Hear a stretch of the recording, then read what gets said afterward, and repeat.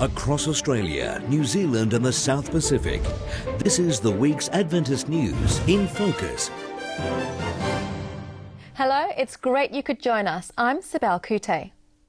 Representatives of more than 20 religious and secular groups gathered in Sydney last week to discuss the politically sensitive issue of religious freedom.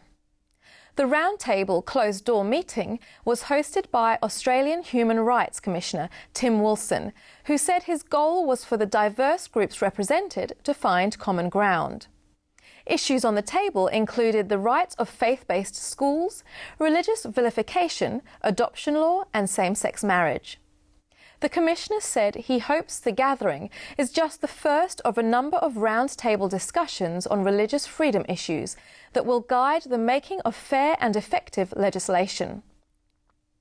Community groups in New South Wales fear that proposed laws have been specifically designed to push through approvals for drinking and gambling outlets against the wishes of local residents.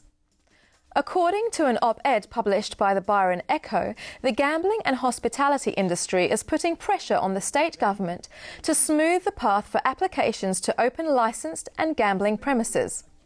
Research demonstrates the presence of late-night opening bottle shops contributes to social harm, including domestic violence. And New South Wales already has the most poker machines per capita of any state in Australia. Church groups are among those who say the balance has already swung too far in favour of the alcohol and gambling industries.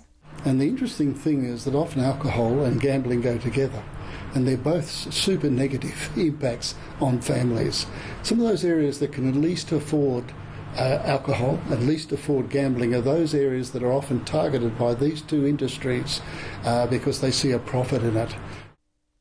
It was once known as the murder capital of Australia, but earlier this year the troubled Indigenous community of Palm Island off the coast of Townsville, Queensland, had something to smile about. At the invitation of community leaders, 54 Joy Prayer warriors from Adventist churches in Mount Isa and elsewhere around Australia descended on Palm Island with face paint, music and a message of hope. The mostly Fijian mission team found the local kids enthusiastic participants in the fun and games. The adults too appreciated the time and care that was taken and the prayers that were said. They've asked the team to return before the end of the year if possible.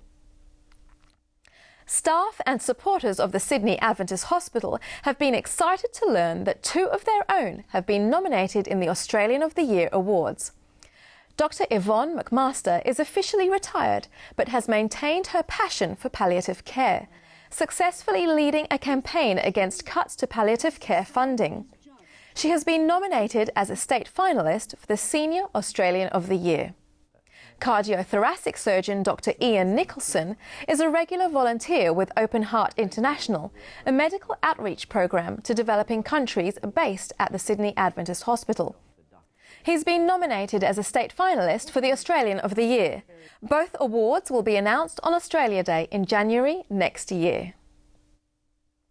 There's more news in this week's full half hour of Record in Focus, as well as these special features.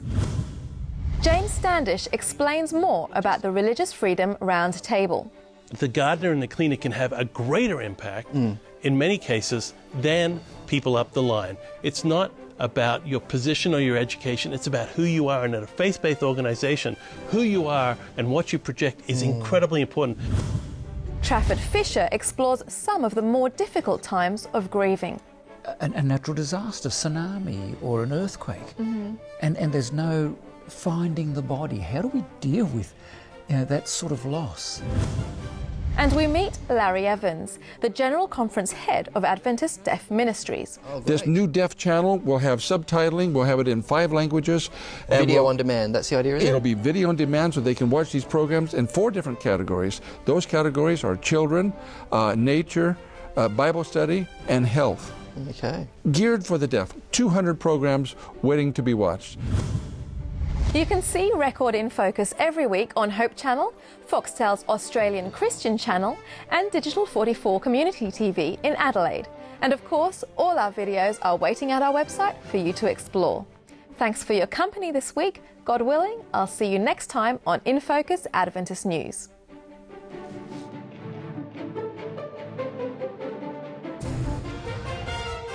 you.